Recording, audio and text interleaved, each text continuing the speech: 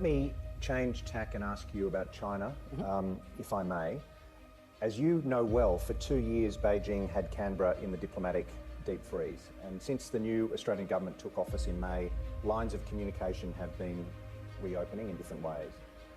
It did seem to me that communications were never interrupted to quite the same degree between Beijing and Delhi, even in your most difficult periods when there were bloody clashes between your two militaries. Can you give us, I know you're very diplomatic, but can you, given that Australia is going through a transition period in our relationship with China, what would be your advice to Australia about how you re-establish a stable, productive relationship with a country that is so different from our own?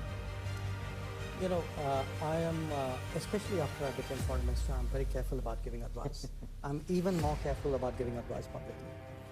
What I can share with you is that we've had 2.5 very difficult years in our relationship with China, which has included the first bloodshed we've had on the border after 40 years, and where we actually lost 20 soldiers.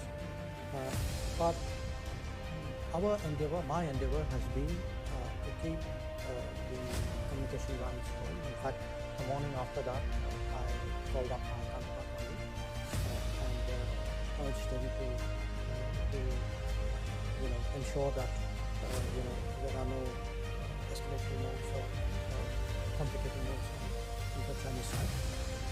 So for me, diplomacy is about communication. It's not just in relationship to China, even in relationship to your earlier set of comments about Ukraine. If diplomats do not communicate with each other, then what kind of diplomacy do they do? So I really feel, shutting down talking, burning bridges, and I say this as a general principle. I would not, recommend it to anybody. There can be very testing times. I mean, we have another neighbor with whom we have a very difficult relationship. But, at the end of the day, countries have to deal with each other, and you have to find some way of keeping that going.